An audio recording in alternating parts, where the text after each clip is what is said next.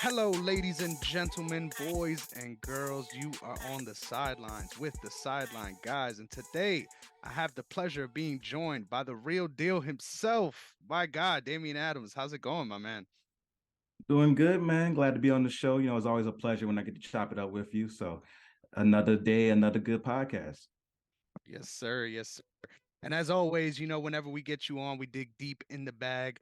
So we got a lot of stuff to cover today. I'm really excited once again, as I mentioned, to have you on. It's been a while, right? There's a lot happening in the world of boxing, a lot happened in the world of NBA as well, and a lot to catch up on, man. So I won't spare you guys any more pleasantries. We'll hop right into this. So the first topic of conversation I had, right? I'm thinking of all the different things we could talk about on this TSG boxing rundown, and there's nothing more wackier than this storyline, right? So I got to bring it out there. Uh, what the hell is going on with one Teofimo Lopez? So for the longest time, right, it's been a joke in my family since he got COVID. I don't know if you're familiar with Spanish. His name Teofirmo. For a while, he had COVID, right? So we started calling him Tío Enfermo because that means you sick, right? So Tío está enfermo. As all these interviews keep coming out, man, I'm starting to believe that there's a little bit more to this story, right, than what's on the surface. And I just it sickens me, and I see this unfortunately going in a much more negative direction than positive. But we're here to talk sports too, right? So let's talk about his last fight and where we see him going from here, man. Yeah, that's the crazy thing is all the stuff that's coming out afterwards is overshadowing his masterful performance against Josh Taylor.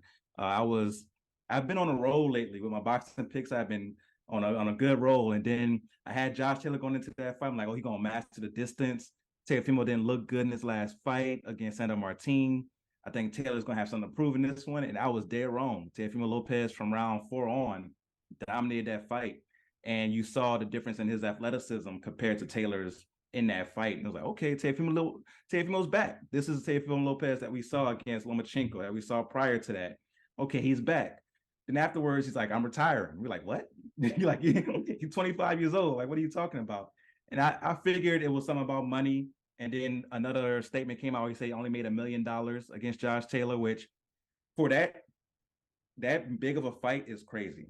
Like, there's no way for that massive of a fight he should have only made $1 million. Like, I don't know if he's exaggerating just to bring home the point, or if Top Rank is really doing that. But if Top Rank only gave him $1 million for that fight, that's crazy. And it's crazy that he even agreed to it. But maybe I don't know the details of his contract with Top Rank, if that was his last fight with them or what it was. But if he only made $1 million for that fight, that's criminal. It's Mm-hmm. criminal. So hopefully this is just him going through his emotions and trying to get to the point where we see him eventually with Matchroom or eventually with PBC, and he's making the money he deserves as one of the top guys in the sport.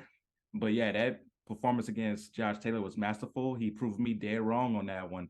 And he came in and did his thing. And that's the Teofimo that we know and love in the ring. And hopefully all the stuff that's going on outside the ring doesn't affect him going forward in the ring.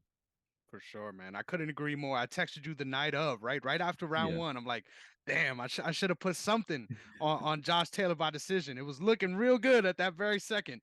And Yeah. man, did that text blow up in my face right after, man. I learned my lesson, right? You got to talk your shit once the fight's done, right? Well, once it's Yeah. all said and done, because I think it was really impressive what he was able to do, man. He fought real adversity in that first round. And I think something that I've noticed, right, over combat sports, not just boxing, but MMA as well, sometimes guys have a fight where they were shocked, right? They didn't expect to have this much trouble, right? And then the next Yeah. fight, you see them get into a little bit of hot water, and then you see that look on their face, right? Like it's almost like, damn, this is happening to me again. Like Yeah. like they're realizing it as it's happening. And honestly, I thought we were in store for one of those moments for Tio, man, and just completely reset himself, turn it around. And I couldn't believe it because especially with everything going on outside of the ring, right? All these different Yeah. interviews that were just there wasn't a green flag in sight, bro. It was just Yeah. all red flags. And between the drama with his dad, right? Shout out to Luke Thomas, right? He's one of the MMA boxing personalities I really follow closely. And something that he sort of pointed my attention to was a specific clip from an interview that he did where he was talking and his dad is there talking with him, right? And during the interview, he's saying, "You see, like this is what I mean. Like I can't even say things without him trying to stop me or correct me or change the way I'm sort of talking." And just to be dealing with that, right? Just to be dealing Yeah. with that identity issue with your father and someone who's out there as well himself, right? Yeah. On top of having to do what, in my opinion, is the hardest thing for any human being to do in any sport, and to be able to come across that way, I think it really speaks to the generational talent he is, and Yeah. I think that kind of gets blown to the wayside with all the talk and sort of the memes making fun of him, right? I think Yeah. ultimately this is someone that really needs help and someone that's going through a lot in his life. And the fact that he's able to, like all the greats, right? Put that to the side, let it slide right off of them, and have a performance like that is amazing. But I'm just really worried about the direction this is heading in, especially with a lot of the comments he was making, talking about he wants to go head on into death, and people are afraid of death. While I'm sort of seeking it out, and all these different things, to me, it just all feels like a cry for help. And I Yeah. just really hope that he's able to find um, who he really is, right? Because I think Yeah. in some ways that's really what we're watching unfold, right? A sort of an identity crisis, not just between him, but also the person he has to live up to be. Yeah, no, that's definitely right on. Like you did that, you spoke it very, very well because I think that once he gets away from his dad, and we've seen this story in boxing for generations of the great fighter with the dad as the trainer, and eventually they have to get away from the dad to be well. Now, some people, it works very great. Devin Haney and Bill Haney seem to have a great relationship, seems to work very well for them. But you see other relationships like Roy Jones Jr. and his dad. Like he had to get away from his dad. And unfortunately, Roy Jones still says he doesn't talk to his dad. So hopefully it gets to a point where with Teofimo, they can get away and absence makes the heart grow fonder and they can come back together eventually. But maybe professionally, they just don't need to be close to each other in that way. And he can develop into himself, right? Because at 25, a lot of us forget at 25, you don't really know who you are. You're still trying to find that out. And it's hard to do that if your dad is right there every step of the way. So I think that that's spot on what you said. He has to find out who he is, and hopefully he gets to a point where he's good mentally, and he's at a point where now boxing can be enjoyable. It's back to being what he was when he grew up, loving it, and it's not something where it's just a job or something to pay the bills or something to get to the point where he's also fighting for custody for his son, and hopefully that goes well, and he's able to find peace in that situation. Like there's a lot of things going on with him, but hopefully he's able to concentrate on boxing and concentrate on just being at peace so we can see the best of him and he can have a great career that he's has so much potential to have. Because like you said, he definitely has that talent. For sure, man. And unfortunately, I'm just being frank here, right? I think this is gonna keep going down this path. I think Yeah. there's just so many things going on, and unfortunately, let's be real, right? We enjoy this sport. We got to be real about what we're watching. I think the fact that he is a boxer is not helping these situations at all. Like I'm sure, to some extent, the career sort of damage he's accrued, although not a lot, right? Compared to most Yeah. guys you may think of, um, we can only know what effects those things are having, especially on someone at such a young age, on top of dealing with all these other things. So once again, whenever I hear about MMA or a boxing retirement, it always kind of feels short-lived, right? You always kind of Yeah. got to read between the lines to understand exactly what it really is about. Um, this one, it definitely seemed like at first money was the issue. Now, even with that, he just doesn't make sense, right? Like Yeah. I heard claims where he was asking ESPN for a desk gig, and respectfully, we all see the interviews. I don't know what Yeah. network would put you out there in confidence with the Yeah. way you sort of go about these things. I'm not gonna lie, he'd probably be better than Timothy Bradley at this point. So he can so maybe they should give him a shot. Hey, my pops will agree with you 100%. Every time he sees Bradley on the broadcast, he legitimately gets upset. He's like, why is he here still? Literally. I think it's the Pacquiao robbery. It still digs at my dad for sure. But I agree. I honestly am worried about the man, and I feel like Yeah. as far as my armchair psychologist take goes, right? I just think that for you to be sitting here and saying I'm not making enough money, but I only made $1 million, and I've made you guys 100 million, but I've only made 1 million. It's just like clearly this is public negotiations, but Yeah. a lot of things just need to be, in my opinion, be reined back Yeah. in order for him to really even understand sort of how what he's doing is affecting what his goals are almost. Yeah, and the thing is he's at a point right now, especially in the 140-pound division, which I know we'll get into, where there's so many good fights out there for him to make right now. And if he gets his mind right, he can get to the point where he's making 10, 20, $30 million in some of these fights that are on the table for him because he's such a big star and there's other big stars around his weight class. Just hopefully he gets his mind right because it's not about the money, but that can help. You know, money doesn't buy happiness, but damn sure can keep it all keep can bring happiness to you in a way where you don't have to deal with some other things that you might have to deal with financially, and that can help you just keep less stress around you. So hopefully he could just get to a point where he's good mentally, man. Because you, like you said, we're just rooting for him to be good as a person. Agreed, man. All the best to Teofimo and his family. And this ain't to really brag. I'm not trying to talk shit on his dad. Like honestly, Yeah, what they've accomplished is remarkable, right? it Regardless is. of how it plays out moving forward. But like you said, man, the guy is my exact age. It's kind of fucking freaky, right? So you're seeing Yeah, all these things play out as a fan and being like, man, like the way this is going now, he could almost be one of the biggest what ifs of my generation, right? Of yeah. my time watching combat sports, just the trajectory he could be in. I'm gonna ask you this last question. We'll move on. Gun to your head, sort of. What do you think is next for Teofimo? Do you think he stays retired? I don't think he stays retired. I highly doubt that he stays retired. I can see him going on, and I wouldn't be shocked if they try to set up something with him against Rolly Romero. You know, he could get an easy unification at 140 because we all know Rolly Romero isn't a true champion or shouldn't be a true champion at 140. Regis Prograis like, nah, I'm not going to fight that dude. So they have to. I think that's a easy way to go, or maybe Devin Haney. I don't see Ryan Garcia taking on that fight right away. On Ryan Garcia, I could see maybe taking on if once he gets all his drama that's all going on around him settled. I can see him taking on some easier fights, quote unquote, at 140 against some contenders, and then trying to get a belt. But like I said, there's so many options for Teofimo. I definitely maybe it's me being selfish. I hope he doesn't retire. Hopefully that's not what he needs, right? Because maybe that's what he needs. Maybe he needs to get away from boxing to be good as a person. But selfishly, as a fan, I want him to be good as a person while also being able to still box because he's so young and can still provide so much for the sport as well. 100%, man. And you mentioned it. So I got to ask. I wasn't even going to bring this up. This wasn't on the docket today. But I got to ask, man, what did you make of Tony Weeks' sort of response to this terrible call, right? So for the context, for those who might not know, there was a fight between Rolly Romero and one, I forget his first name, last name Barroso, right? Ismail Francisco or Barroz. something. Ismail Barroz. Ismail, there we Yeah. go. Sorry about that. But older figure in boxing, someone that's been around, someone that's took a couple L's on the record, right? The fight coming in, we thought was going to go a certain way. As Yeah. far as the actual, what I got to see at least, it looked like Rolly was on en route to being upset, right, in He some was capacity, for sure. whether it be just a decision or maybe even a stoppage. It was Yeah. trending that way. Not to say that we saw him get hurt or anything, but it was it was clear, in my opinion, that Barroso at least deserved to be up on the cards. Yeah. And Tony Weeks ends up stopping the fight prematurely, doubled down afterwards, right? Usually we don't get to hear from officials in these scenarios, right?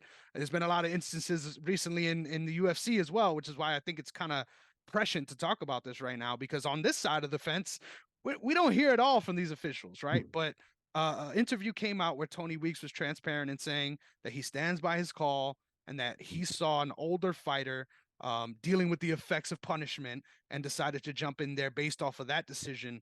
Now, me personally, I find that egregious Yeah. because you are given the the space to see the replay, right? You are given the context that is beyond what you're given in the moment as a referee. You Yeah. have the time to look back at the tape, and you are still doubling down and saying that you made the right call. What do we even make of this, right? At this point, should he have a job? It's crazy because I originally talked about on my podcast. I've been watching boxing now for, more than 20 years. And Tony Weeks, I don't remember a time without Tony Weeks. He's had that same box cut since the 90s. And I remember him having main event fights since the 90s. And he's been a good referee. This is my first time remembering him being in any type of hot water as far as his decision making.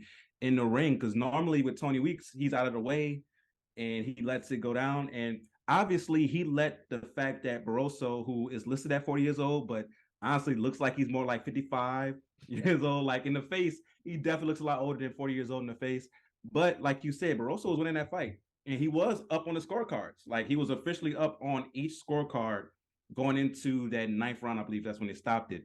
And when you watch the replay of the stoppage, Weeks was at the wrong angle, but even at that angle, you could see that Roddy Romero wasn't landing shots. And Barroso was rolling, he's still throwing shots.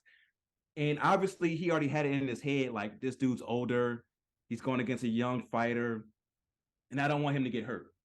And that's the only place where I can give him some grace, because a few years ago in boxing, we had 3 fighters that died. And I think that that's in referees' heads. You don't want to be the referee who doesn't stop it soon enough. And I can't imagine the type of guilt you have as a referee if that happens in a fight. I couldn't imagine it. That's why I would never be a ref, because I wouldn't want that on my plate. So I can get it from that standpoint. But to double down afterwards, after you see the replay and you see that you was dead wrong, like you was dead ass wrong, Tony Weeks. We all like, there was no doubt about it. You was dead wrong. You robbed that man of a title that could have changed his life, because he's going to get at least one more big fight because he has a belt after that. Now, he probably gets whooped on by whoever challenges him, but he would have got a big fight after that. So you took away this man's belt and didn't double down on it because you saw him, quote unquote, hurt, when it wasn't that he was hurt. He just was against the ropes, and you saw Roddy Romero just missing shots. Yeah, so for him to double down, it really just makes me scratch my head, because it's like, at least admit that you were wrong. And then once you admit that you were wrong, you say, hey, I made a mistake. I was biased because he's older, going against a guy in his mid-20s in Romero, and I thought that he was hurt, but he wasn't. My apologies. And that's the thing about boxing, because it's not going to get fixed. Romero's going to go on to maybe fight Ryan Garcia or have some type of big fight where he's going to lose to whoever it is, but he's going to get a payday because he has a belt, which just isn't right. So Tony Weeks, that makes me lose a little respect for you, bro. I'm not gonna lie, because you have to. Everybody makes mistakes. We've all made our mistakes. Once you make your mistake, own up to it. Hey, I was wrong. This is what happened. This is why I thought I should have stopped it, but obviously I was wrong about that. And my apologies. But for him to double down is just crazy. Man, it kind of makes you feel almost like the corruption talk has some sort of merit, because Yeah. once again, it's just so egregious. Like as someone that is supposed to be the trained eye, right? Supposed to be the one that Mm-hmm. we look to, right? To get answers on these kind of things.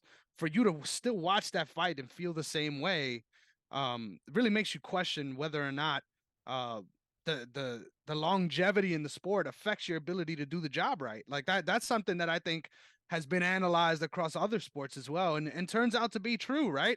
Yeah. You may think the tenured NBA ref of 20 plus years might have the best ability to make the correct calls, but at the end Yeah. of the day, I'm sure age always has its day, and at some And point that bell curve begins to tip in the other direction, where your experience isn't lending itself to you on the night itself. we've talked about it before. I've said we don't have like programs, or we don't see ads saying, let's get some new boxing refs, let's get some new boxing judges. And I've looked into it. I was like, I judge fights all the time. I'm like, I wonder how can you become a boxing judge? Like I said earlier, I don't want to be a ref, but maybe I can look into being a judge. And I've actually like went through the steps of trying to do it. And it's so hard to even get your foot in the door of trying to be a judge. Now I'm still in the process of doing it. Like I had to first go through the Arizona State Commission and pay a fee to try to get a license through them, and they denied it. Still waiting for my refund. Haven't gotten it back yet. So they were like, "Oh, you got to go through USA Boxing." So now I'm going through the process of USA Boxing, and I'm going back and forth. Me and the head guy who I got the information for are going back and forth on trying to get me to judge some amateur fights so that I can have that on my record, then try to become a judge. Because I'm like, I've been talking a long time about how we need younger judges. I'm still young-ish, so let me try to maybe do that, and maybe I can be like the start of a new trend of younger people trying to be judges and referees, because we do need that. Because when you watch a fight, you see the same names as referees, see the same names as judges, pretty much, and it's usually either those same names or it's the son and daughters of those same names. And we need more blood, new blood as far as refs and judges. So if you're out there listening and you thought about being a ref or a judge, look it up. I'm not gonna lie to you, it's tough because I'm still trying to get in, but it's something that we do need. We need younger boxing judges and referees for sure. That's a great shout. I'll endorse this man to the end of time. After every one of these decisions, I'm texting you like, hey, this is what I got. What do you got? Because I Yeah, genuinely trust your instincts when it comes to these things.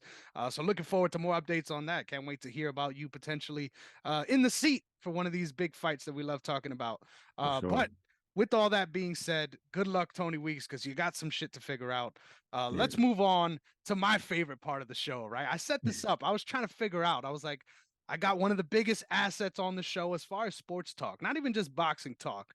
So I'm Yeah. like, let me try to figure out exactly how I can best utilize your skills, right? And the only thing that came to mind, right, was, man, there are three specific divisions, right, in this sport we love called boxing that they're just jammed up, whether it's a log jam, whether it's there's too many goddamn contenders, whether there's nobody else to go to, and we need somebody to fix these divisions, right? So all money aside, no contracts to think about. We're calling on you, man. It's up to you to fix these next three divisions. So I'm going to be starting out in the lightweight division. Now, this may be a division that most people think don't need fixing, right? We just had a marquee blockbuster of a main event between Devin Haney and Vasily Lomachenko. Two, in my opinion, historic fighters in this weight class, and still have careers yet to play out. So with all that being said, right, it might be healthier than we've ever imagined. But there's issues here. The first one being, obviously, I mentioned I texted you last time. I personally had Lomachenko winning that last fight, and it's an argument, right? I'm not saying Yeah. I'm correct. I just think there's an argument to be had, and the Yeah. fact that, in my opinion, that three judges all saw it the same way on a night where so many people saw it differently kind of makes you feel a little weird. I don't know how you feel about it. So, first of all, how do you feel about that night and how it went off? And then how do we fix this division? How do we get things rolling? Because I feel like either all the top players are floating in between this one and the next one up at 140, or they're just willing to fight other people along the line. Yeah, as far as the fight is concerned, I scored at a draw. So I had no issue with the actual decision itself. I saw some people really mad about the 116, 112. It's one round difference between that and 115, 113, right? And there were so many rounds that were swing rounds where it could go either way, depending on what you like, right? Because that's one thing as a judge, it does come down to being subjective at times. And for me, when I try to judge a fight, I going into the fight, I know what each fighter wants to do. I'm like, do they execute their game plan better than the other person? And that's how I judge it going into those fights. And I was like, okay, I can see where all three scored it that way. So I don't think it was a robbery by any point. I can see people scoring it for Lomachenko. But of course, the hot take culture, everybody was, oh, he was robbed. It was no robbery. It was a close fight that was hard to score, which we had another one last Saturday with Regis Prograde that was very hard to score. But when you have those fights that are hard to score, sometimes those scorecards are going to be wide, and sometimes they're going to just seem wonky. But again, it was hard to score. So because it's hard to score, no one's going to agree on it, which makes it a really good fight. As far as the division itself, I think it's really going to pick up once Haney moves out. I think Haney eventually is going to move to 140. I wouldn't be shocked if he does fight Prograis next at 140, especially the way Prograis looked. He may be looking his chops like, oh, Prograis struggled in his last fight. Let me go up there to 140 and get this belt. So I think once he moves up, then we'll see Lomachenko and Shakur Stevenson and maybe as a Peta. And there's so many people in that division who could fight for those belts. And then we can really get some good fights going. So I think once he moves out, we'll see more and more fighters have more opportunities in that weight class. And like you said, there's a lot of talent there. And also a lot of talent floating in between divisions, like you said, 135 and 140. So you might even see some people come down and say, like, okay, it's open now for these belts. Let me try to go down and get these belts. So I think that the logjam will be cleared up once Haney says what he's going to do next. I don't see him staying at 135 because he's a bigger person who's getting a little older, and I don't see him staying at 135 when he looks so drained at those weigh-ins. I think it's time for him to go ahead and move up to 140. I agree 100%. I think that's also plays a big factor to how the fight played out, in my opinion. I think Yeah. if you watch those first 5 rounds and you turn off the fight, Yeah. God damn, Devin Haney's a problem, man. Like that, Yeah. what he's able to do, and the way he's able to keep guys at range and still land his shots and not be passive. It's a very hard skill, and he has it. So I'm a big fan of what he's able to bring to the table. But like you said, man, it feels like it's inevitable at this point. I gotta ask though, if you had full reign to book any fights you want, how would you clear the division? How would you set these fights up? Ooh, so first one I would set up is Loma, Shakur Stevenson. Our top rank is easy to do. But if I had just free reign, we talked about it before, if we just had the boxing channel and I just had free reign, yeah. So Loma, Shakur Stevenson. I would see if Ryan Garcia is interested at 135, but he's also a bigger person, so he might not be interested in going down. But I would also get Tank. Maybe you have Tank versus William Zepeda. I think that would be a good one. Of course, Tank will be heavily favored, but people really don't know about William Zepeda like that. He's not someone to sleep on at 135.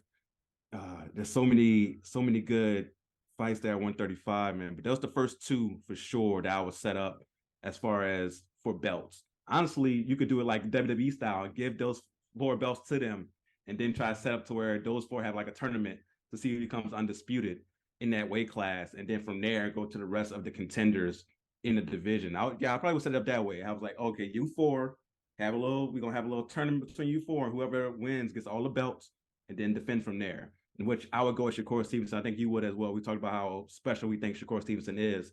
So I would go with Shakur to win that tournament, but it will be a hell of a tournament. Hell yeah. And if it is a tournament format, it leads to all kind of other debates, right? Like whether or Yeah. not injuries play a part or cuts play a part and all these Yeah. different factors. I love me a good tournament. It's the MMA Yeah. roots in me, right? So I would love to see that for sure. If I'm being honest, I agree with you, man. I think Devin Haney's moving up, and then we're gonna figure out where to pick up the pieces from there. But I Yeah. ain't mad at that either, man. Seeing him as an addition at 140, I'm thinking about him and all the other guys at 140. And I'm like, damn, he might be a weight class bigger than those guys, Yeah.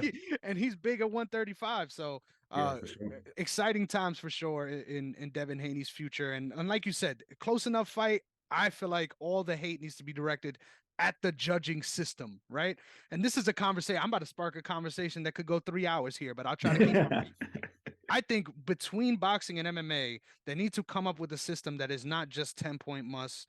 If anything, it should be 0 point encouraged. And what I mean by that is Okay. I'm tired of each round, close round, swing round, being judged the same way. Now, this can lead to some this makes it fully subjective, right? Like as far Yeah. as judging the fight, this is based fully on how the judge feels on the night. But in Yeah. my opinion, nothing is more frustrating than watching a fight that yes, there's swing rounds, but the rounds that were clearly won, the best rounds of the fight were very undoubtedly won by Yeah. Lomachenko, in my opinion. Yeah. Like And 8 through 11 were definitely just like clear. Yeah. 100%. And you could even argue that he was bordering on the line of danger, right? I Yeah. I and personally, there was some moments where there were body shots that I saw affected Lomachenko, but I didn't see him get hurt the way I saw Haney got hurt, right? Yeah. And ultimately, it doesn't mean nothing on the scorecards. I think if they came up with a way to give these judges more free reign to actually judge the fight, putting 10 and putting a 9 isn't a hard thing to do. Figure Yeah. out who who exactly achieved more, right, in that round, and figure out a way to quantify that, whether it's half points, whether it's going outright with no nines, just 0 to 10. If they got Mm. cooked the whole round, you could give it a Yeah. 10-0. Ooh. And I think that's something that with in tandem with potentially open scoring, right, could Mm. create an environment for these fighters to not only have a good idea where they stand, but also to fully know what they need to do in order to come out on top. Because I feel like in that fight specifically, both guys' corner are like, "You got this. You win this Yeah. round, and you win." And for it never turns out that way. That's very interesting. Only thing that I feel like it would create even more controversy because you would have, someone say for like the ninth round of that fight, you might score it 10-6 for Lomachenko. And people are like, oh man, 10-6, that's crazy. How would you take those points from like it would definitely be interesting. It would create a lot of conversation, but the controversy would be nuts and the people would be on judges' heads. Because And with 10-9, you definitely have where it's a problem because people can get comfortable and feel like they can take off a round. If you have your system, you can never take off a round because then you can mess around and lose 10-0, and all those rounds you accumulated don't matter if you lose one round real big. Um, so that's interesting for sure. Ah, I just I don't know if you want that much power in the judges' hands, as far as especially with the rumors of corruption in combat sports. If you get a 10-0 round where it's clearly not 10-0, Mm. like you're like, yo, it wasn't a washing. Like that was actually a decent round. And so it would be interesting, but I feel like, and the thing is, you do have the power to go 10-8. You rarely ever Mm. see it, but you have the power to go 10-8 when it's not a knockdown. You do have the power to do that. I think more judges should use that. If someone gets washed and it's even not a knockdown, but it's just clearly they just weren't in that round, go 10-8. And I think Mm. that should be used more often because now you're like, okay, that person clearly won that round. Because a lot of people, when they watch boxing, they're not scoring it like me or you would. They're just watching. So if they see somebody win a round like that where it's clear, and then the other person wins close rounds, they're thinking, oh, the other person that won the clear round won because that I can see that. Like even me as a novice can see that person won that round. But again, because it's 10-9, it doesn't really matter. So I think there should be something used where when you win around clearly, it makes more of an impact. So I would go in between. I would say judges, use your 10-8 round like you can, even if it's not a knockdown. If someone's getting whooped on for 2 minutes and 45 seconds of that round, go 10-8. I love that, man. I love that. And that's something that I always sort of keep in the back of my mind as well as an MMA fan, because obviously there's no knockdown rule in MMA. Yeah. So whenever you're judging these rounds, you're immediately sort of thinking how far it went and whether or not you'll go 10-8. A perfect example of this. In the round between Ryan Garcia and Tank Davis, where Tank got the knockdown, I think it was round two. I Yeah. I had Garcia winning that round until the knockdown, right? So when I scored it 9-9, and my dad's like, "What sense does that make? Like, it makes no sense." And I'm like, "Well, he got it 10-8, but then he got the knockdown. Like that's Yeah. how I would look at it." And And he's like like, technically you can do that, but no judges actually do that. So I feel like the judges should be more creative when it comes to their judging. So I like that. I like that idea of this person was winning this round, then a crazy punch got him 9-9. Like yeah, it's a tie round because of that. I like that idea. hey, if I got you on board, shit, we might have to bring this to the Arizona Commission real quick. We're gonna have to start it there and here in New York. But nothing gets by these guys. At this point, won't be surprised if we don't see any reformation within the next 20 years. That's how glacially slow this goes. And oh, and by the way, the fact that they owe you money, good luck getting that money. That's like having money from the DMV that you're trying to get back. You're not getting that back. Like it's gonna take Yeah, I'm months. like they sent me an email. They're like, "Oh, you should receive it." I'm like, "That's a first of all, that's a non-sports conversation. Why does it take so long to get money back? And it's so quick to go out of your account. Like, why? Why is it like you can take money out of my account like that? But when I'm trying to get it back, now it's 3 to 5 business days. Like, what? Just give me my money back. There's never been a payment error. It goes Yeah. straight in, but it never comes back out the way it should. 100%, man. Get these commissions out of the government hands, right? Think Yes, about for think about sure. every time you go to the DMV. What is your experience, right? I don't even need to Oh, go into that. this. I don't even need to Yeah. go into it to know it's terrible. These are the Yeah. same people we're trusting to do this, right? That's Yeah. why it's difficult to get a job in these positions, because you know what you Yeah. got to be, a decision maker's friend, right? Like that's how That you get put in these spots, unfortunately. exactly. But hopefully, I don't know, maybe something that I know Teddy Atlas has been spearheading is the idea of a sort of a global commission, right, to sort of rule on these things and talk about these things on the back end. Somebody needs to be doing it, because clearly they're so fractured that even if they tried to make change, right, like I know California, Nevada, they're a little bit above the curve than most of Yeah. these Sure. jurisdictions, but still, they can't do anything because they need so much to happen in order for change to happen. Yeah. Sure. Whew. We still got two divisions to fix, man. I don't know. I don't know how the hell we're gonna do this. Next up, this one is a very very weird one, right? Because once again, I keep bringing up the comparison, and I know a lot of the boxing purists are probably gonna hate me for it, but I can't imagine a world where UFC division is tied up by somebody because they just want to keep fighting other people, right? They don't want to defend their belt. They don't want to fight nobody in their weight class. Give me a cruiserweight. Give me somebody else. They're just willing to fight everybody else but who they're supposed to fight. And of course, we're talking about super middleweight here.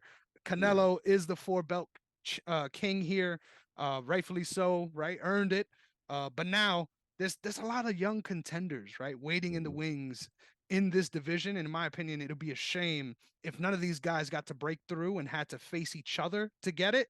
I think you got to take advantage of the talent you have, right? I know that the infrastructure is different than it is in MMA and boxing, but I just can't fathom a world where you have a champ holding down all these belts with young guys ready to break through, in my opinion, at that next tier, and they can't even sniff a shot because that champ is not willing to entertain any fight with anyone else but whoever they decide to. Man, don't even get me started on the Canelo stuff, man. So, if you're not familiar, there was rumors that Canelo was going to go up to cruiserweight to fight Badu Jack. Badu Jack tweeted, "It's not going to happen. They trying to have me fight 20 pounds under the cruiserweight limit with a rehydration clause. So they trying to make him go to 180 and have a rehydration clause." And he's like, they're trying to drain the old man because Badu Jack's 39 years old. So he's like, I can't do that. So, and the thing is, with boxing fans or Canelo fans, be specific, they're so just headstrong on supporting Canelo. Like they don't even see how crazy that is to ask the champion, like you're going to fight him for his belt, to ask him to fight 20 pounds below the weight limit, and he can't rehydrate to like what he normally would do when you ask him to go down to that weight. For Badu Jack at this stage of his career to turn down a Canelo payday means that Canelo was asking for some crazy stuff. Like, because you're going to do whatever you can to get that payday. And for him to be like, nah, I'm good, that means that Canelo was out here tripping. For real. And like you said, so Canelo, he's trying to, I feel like he's chasing accomplishments, but not greatness. And some people might think, oh, that's the same thing.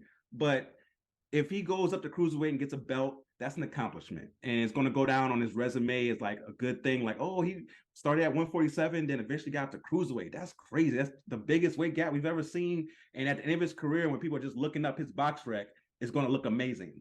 But it's not greatness. If he's chasing greatness, he's going to fight David Benavidez because that's the fight that we all want to see. David Benavidez has earned his shot at the 168-pound title. Now, how do you fix it? If you don't get Canelo, David Benavidez, you take the belts from Canelo.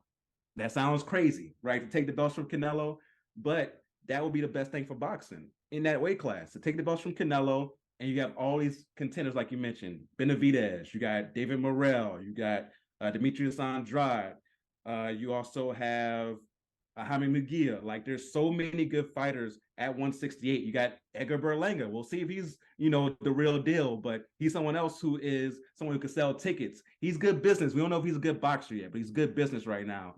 And he's getting promoted because of that. He's somebody else who could be in that scrum at 168. So there's a lot of talent at 168 right now.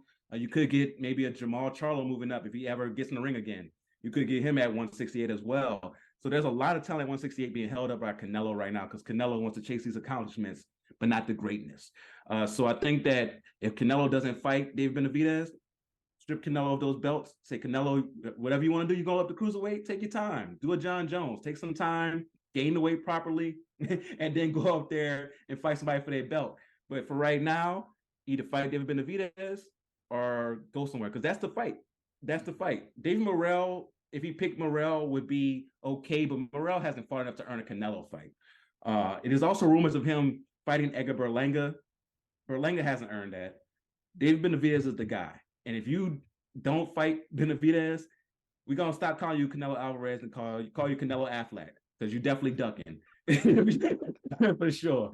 So we definitely can't have you out here holding up the division. So my way to fix it, if he doesn't fight Benavidez, strip Canelo and then have another tournament with Benavidez, Andrade, Munguia. Munguia is another one who doesn't fight the best opponents and got surprised. They probably didn't think that Derevchenko was going to give him that type of test that he had the other week, but he survived it.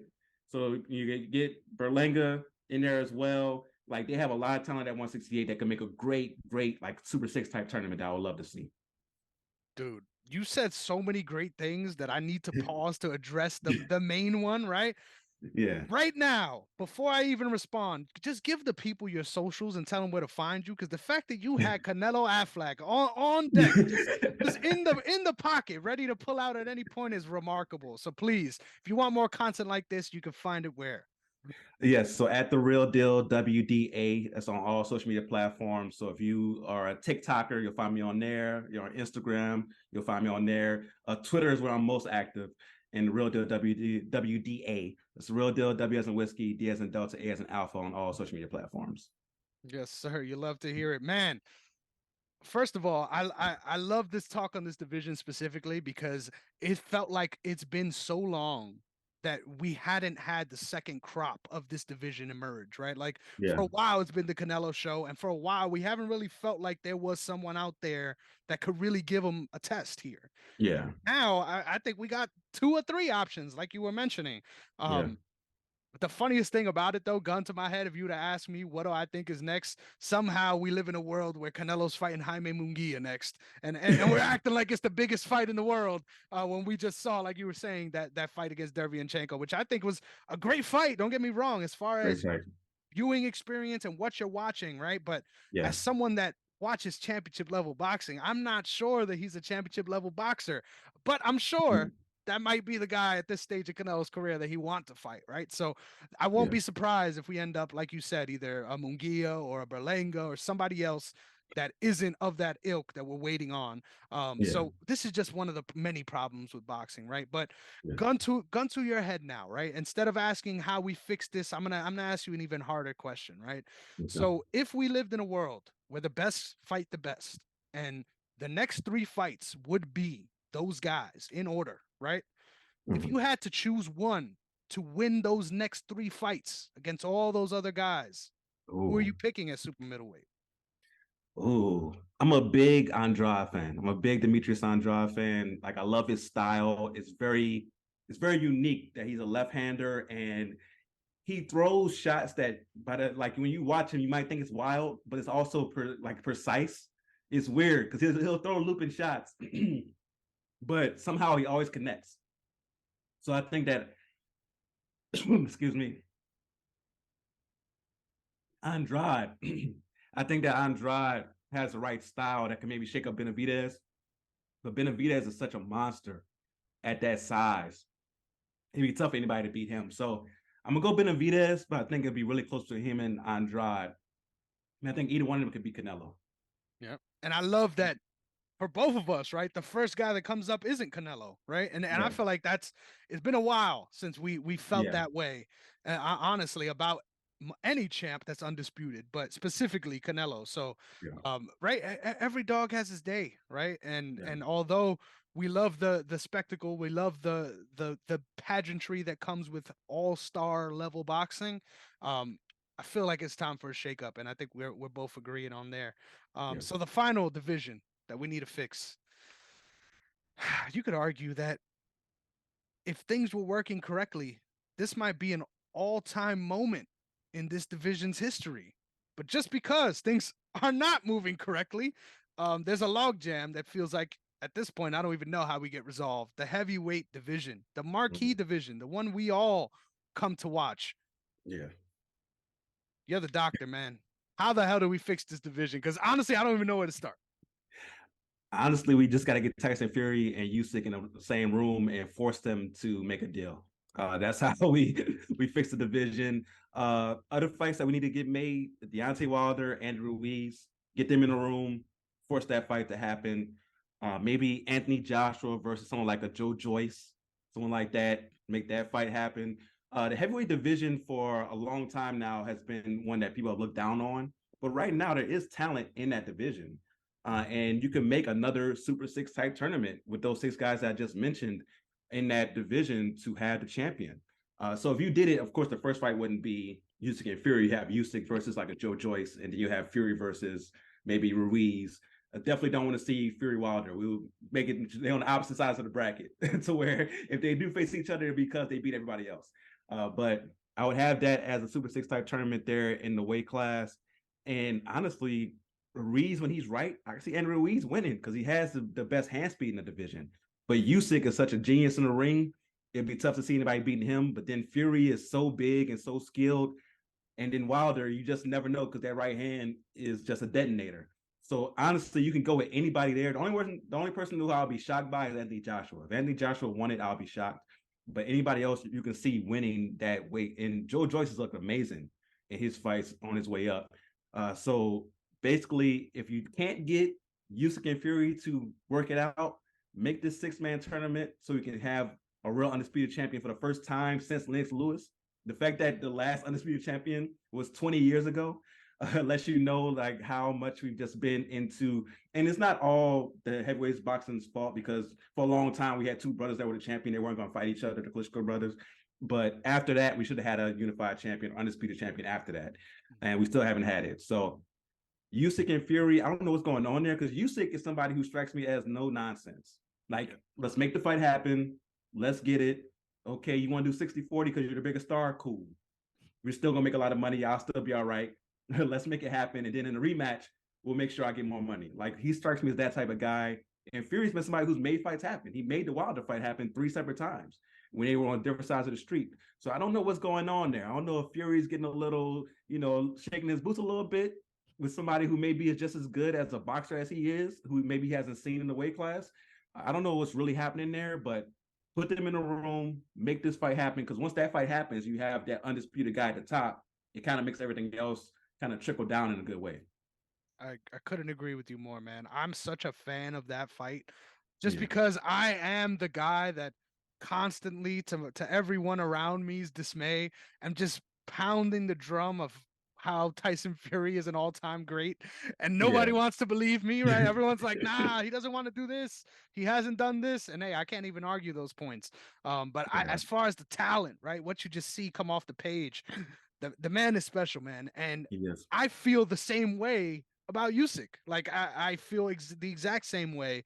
Big fan of Papachenko and what he's been able to do with those two guys specifically.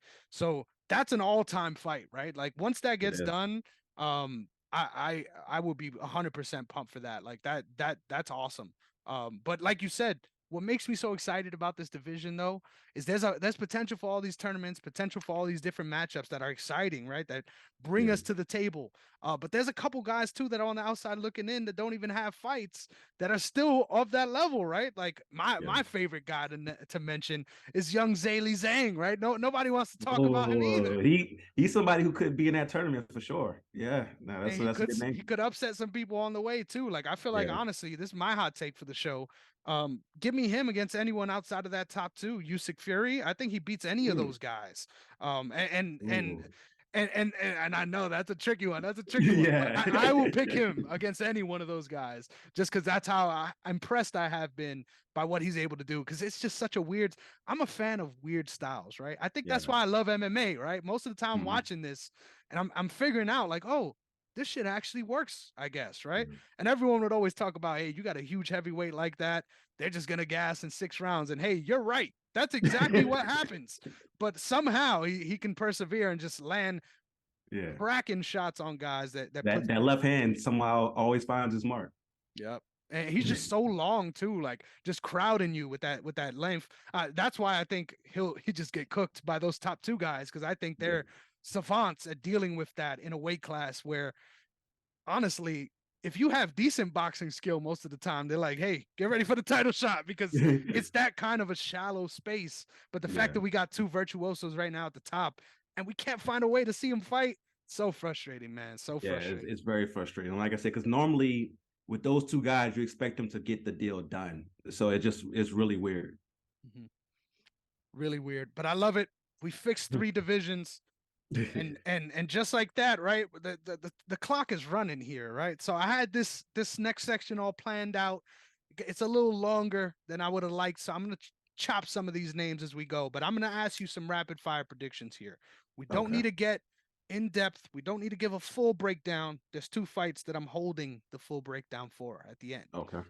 But these are some upcoming fights within the next 3 months that I thought were worth a mention, right? So I would like you to first mention if you give a shit or not, right? Like I think that's important to establish, right? If this is a fight worth giving a shit about, and then Yeah. afterwards who you might have. So first up, June 24th on Showtime, we've got Carlos Adames going up against Julian Williams for Adames's WBC interim middleweight title. I care. It's not like a full like because Julia Williams, I feel like is a little long in the tooth now, and Carlos Adames is definitely a favorite in this one. So I'm gonna go Adames, probably by knockout. So I care because I want to see how impressive Adames is. I feel that 100%. It's one of those where someone's getting sent in there to die, but it's Yeah, okay, right? We sometimes we need to move past that, right? yeah. So I agree that should be a fun one at least. Next up on the same date in on the zone though, Edgar Berlanga going up against Jason Quigley, 10 rounds at super middleweight. I think it's important to mention that considering how everything's been going to decision for Berlanga recently. Yeah. What are your thoughts on that matchup? I definitely care about this one because I want to see if Edgar Berlanger is for real. And Quigley is a solid fighter. Like he's someone who should give him a test. Part of me, I definitely will put a few dollars on Quigley. Like not nothing crazy, might like $5, $10, but I'm gonna put $5, $10 on the upset because Berlanga, I just don't trust him against quality opponents. And maybe he's had this little time off to really get into the gym and really get in his bag. I hope so. We're gonna see. But I do care about this one. I'm going Berlanga, but part of me, I'm being chicken. I'm not gonna lie to you because part of me wants to pick quickly in this fight, but it's such a big upset that it would be. I agree with you, man. I think Berlanga is right for the picking. Yeah, Whatever top guy fights him first is going to be the guy yeah, that gets him. I'm not sure this is the one, but like you said, I won't be surprised either. He does this weird thing, right? And I don't like to talk shit, right? yeah, I just make this very clear. I don't like to talk shit, but he does this very weird thing where he he's such a face forward fighter and that's his instinct, and over time, right, they've been trying to sort of rein that back, where now he gets caught in between, and there'll be times where like you shouldn't be advancing right now. Like it's okay, you can keep your yeah, distance, and he's just jumping forward a little bit, and it kind of it jars me, man, because it's like yeah, if you're doing that against any of those top guys, like remotely close, yeah, you're gonna get torched for it. And we haven't seen it yet, but we've seen some dicey moments against vets where it's like, man, this guy was supposed to be out of here already, and he's giving you trouble right now. So, yeah. I'm a Puerto Rican from the Bronx, right? This should be my guy. But I just can't get behind him either. I agree. Edgar Berlanga, but I'm gonna be sweating the whole time. Yeah, Uh, and the thing is, there's big money on the line because I feel like the zone's going to try to sell Berlanga versus Jaime Mejia for like their big time Mexican versus Puerto Rican fight, and they know it's two guys who are going to throw punches. So I feel like that's what's on the line with this one. that's a great next matchup too, right? Two face Yeah, forward guys, gonna guarantee some fun, right? And that's what for we're in it sure. for as well. Next up, this one sneaky, right? I didn't even know this was happening, but I just threw it on there because I was like, damn, Jared Anderson coming up against, you ready for this? You ready Zan Kasobwitsky. That is not correct, but hey, we try around these parts. Are you gonna be tuning into this one on ESPN? I'll tune in because I'm a boxing head, but the give a shit factor is definitely on the lower end with this one because Jared Anderson should win pretty easily. Hey, when you can't say the man's name, it says a lot about the matchup. I agree, and I'm a big fan of Jared Anderson too, but he's also one of those guys that I'm not sure yet. Like I'm not Yeah, sure yet. we haven't He seen has the a big enough flashes. touch yet. Yeah. Yep, for sure. And I think defensively is where 100% with the top guys at heavyweight, you really set yourself apart. And I just haven't liked what I've seen so far. But he's young, right? Yes. Gotta give time to develop, especially those defensive skills. Next up, July 8th, all the way from Atlantic City. I don't know if you know that reference, but that's a deep cut right there. That's a deep internet cut right there. Um, on the 8th, we've got Jaron Boots Ennis coming up against Royman Villa to get, I believe, another one of those belts. So are we tuning in? Oh, for sure. Yeah, I definitely like this fight a lot. This is you talking about the face forward guys. This should be one of those fights where somebody's getting knocked out. Like somebody's getting knocked out. My money is on Avila getting knocked out because Boots is a monster and he's on a different level. But this is a good test for Boots. This is a good test for Boots, and it's a good way for him to finally trying to prove that he's that guy. And you talked about divisions that are kind of locked up.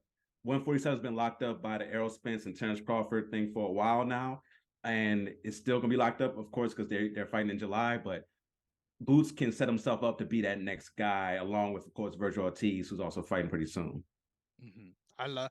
Hey, I've seen Via fight before. I would be shocked if Boots loses this one, and it's not Yeah, because I don't see it. I just think it's because of the potential that he shows. yeah, He's another one of those guys, in my opinion, that kind of has that similar claim to fame as Teofirmo, in my opinion. I think he has those intangible skills that we yeah, don't really see. When you see it, right, it kind of throws you in a fucking loop because you watch these guys and you're like, this isn't even fair. Like yeah, there's some guys that if you were to get in there with, you're absolutely torching them.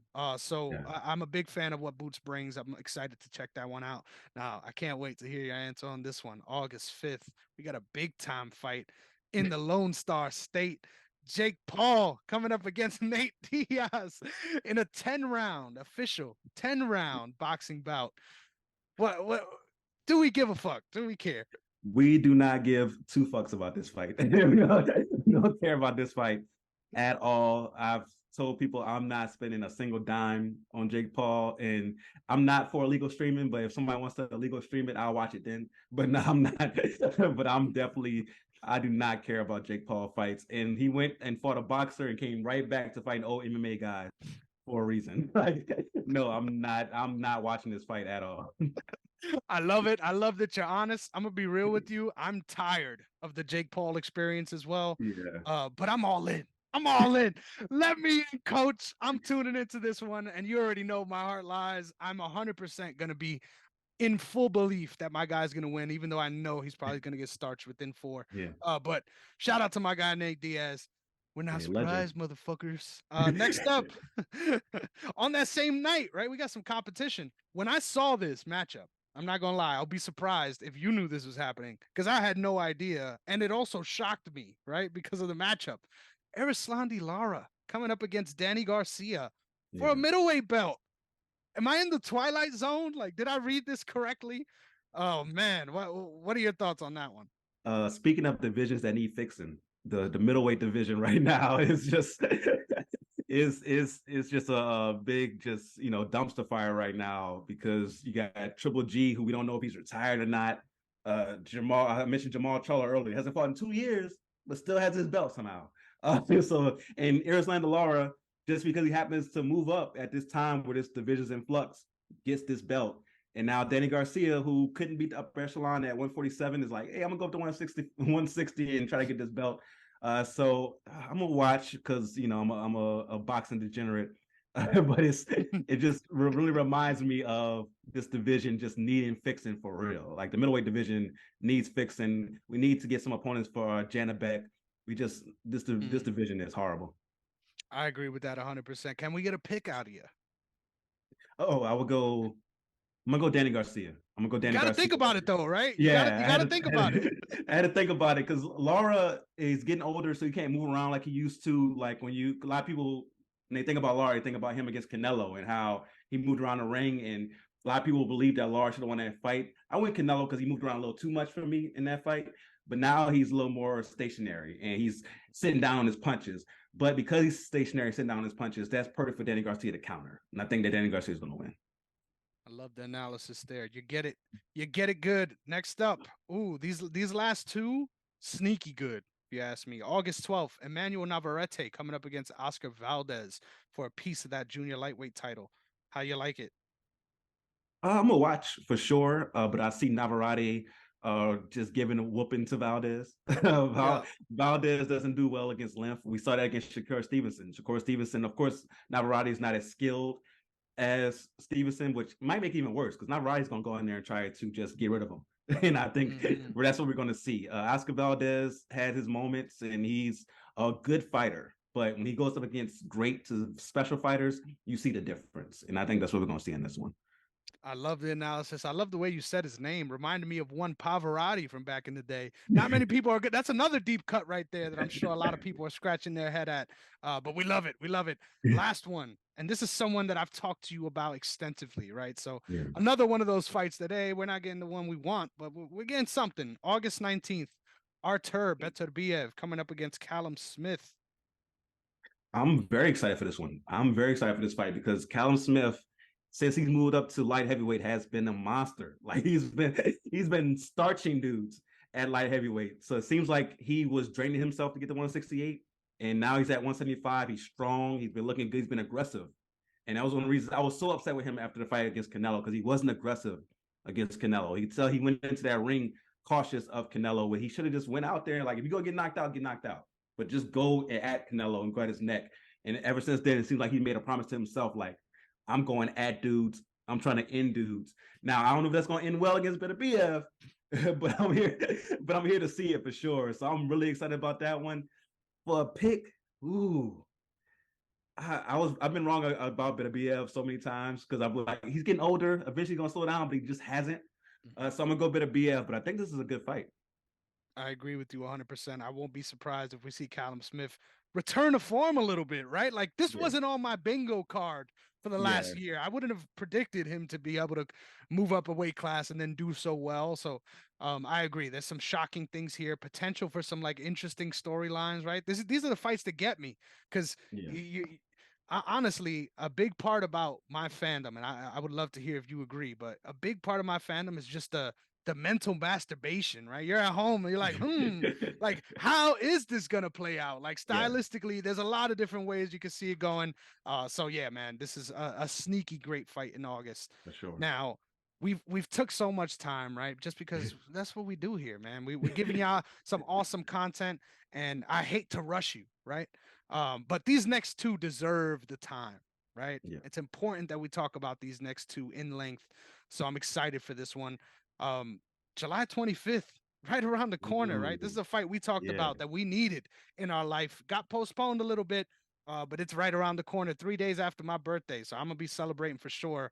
We've got Stephen Fulton going up against Naoya Inoue for Fulton's WBC and WBO junior featherweight titles. Um, we look at this fight like it's a unification fight, right? For Yeah, I just feel like it's that big of a deal. it is. Even though it's only for two pieces of that belt. You got the floor, man. Like entertain me. How does this one play out? Because man, this is one of those that I'm going back and forth on depending on what day you ask me. Yeah, no, this is a true 50-50 fight. A lot of times you'll hear that term. You'll hear people say, oh, this is a 50-50 fight. This is a true 50-50 fight because if Inoue's power goes up to 122, that could be the difference because he's such a monster once he gets into that zone and he's got you back against the ropes. But the thing is with Fulton, he fights well against the ropes. He likes being there, being able to maneuver and get you thinking that you have him cornered. Next thing you know, he's hitting you with a right hook and he's escaping off the side. Like their styles are just so comparable and they work so well together as far as making a good fight. I'm super excited for this one. I'm going to set my alarm. I'm going to be waking up, whatever it is, 3:30, 4:30 in the morning, however early I got to wake up for it. I will be there watching it. I'll be texting you to make sure you up. So like we're going to be watching this fight together for sure because I'm super excited about this one. I think that I've been going back and forth on it too, man. Fulton, because of he has a little size advantage and is really good at escaping and his footwork. I think he can give Inoue some issues. But if Inoue is able to cut the ring off, which he's very good at, he can go to that body. He can slow him down, and it could be dangerous. And we haven't seen Inoue really any type of danger really. He's been in some good fights. The first one against Nonito Donaire for sure.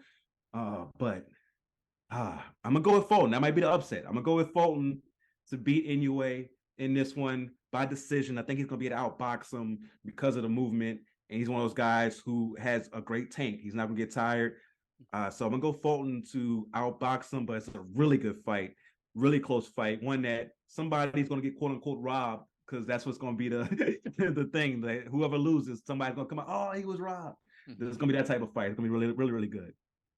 Man, I love the way you broke that one down. Whenever I was thinking about it, I'm glad you went the way you did because now I don't have to, right? I could just go with my heart, right?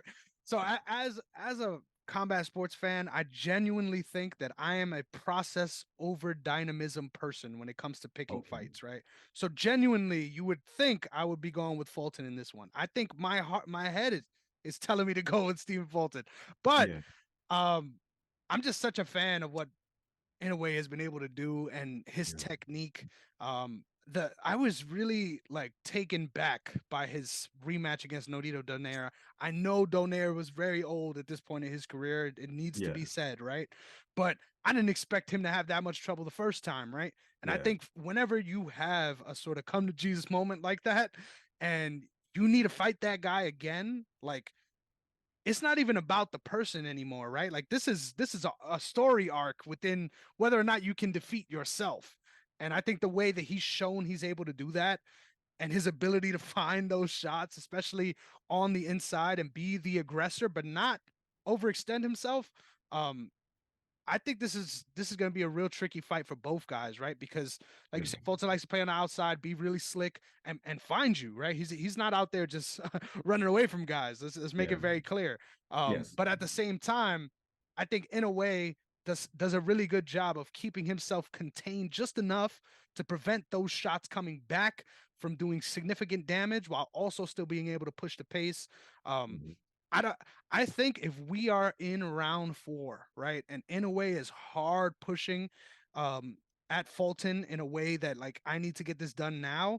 I think 100% live bet Fulton, sell the farm, give up on your plans. But I think if he takes a sort of long game approach here and establishes himself as a boxer first, I think he can knock out Fulton late. So that's my pick. I'm going with in a way by stoppage, and I know I'm going to be wrong, but I can't wait to watch it. No, that's the thing. That can definitely happen. That scenario that you painted of him being patient and cutting off the ring at the right time and that power, like we haven't seen his power not carry. So we have no reason to doubt that it carries up to 122 as well. So if it does carry up there, we may see that. Hell yeah, man. And shit, we need a break from this fight. And the week of, we don't even get it, right? Like we got 4 days to recover, right? 4 days. I might still Yeah. be a little tipsy from the first one. And we're going to be right into another generational fight. This is the biggest Yeah. fight of the year, hands down. If we end up getting Fury and Usyk, you might change my mind. But I love this fight. We got Errol Spence Jr. coming up against Terrence Crawford. I hate the way this is billed, right? You would think the guy with 3 belts would be the one that's second, but apparently Terrence Crawford is the A side. Don't ask me how he got anointed to that position. Yeah. But there's so many intangibles, right? But I'm gonna start on this one, right? I've been throwing to you all day. You must be tired of my shit already, so I'm gonna start on this one. Um, I already have a friendly wager with a couple of my friends, Okay. $50 straight, right, on the guy that I'm picking. So I'm that confident. Um, but I think what I'm betting on here is something that isn't the isn't the right thing to bet on, and that's an older fighter, right, and maintaining that ability throughout sort of their older years. Now, I'm a big fan of Errol Spence as well.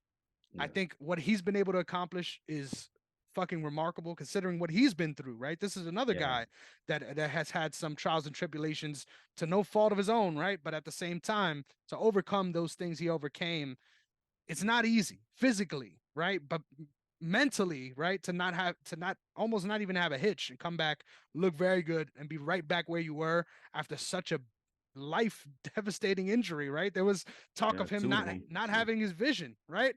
Yeah. So there's so much to that storyline on top of these guys being two absolutely amazing fighters for this division.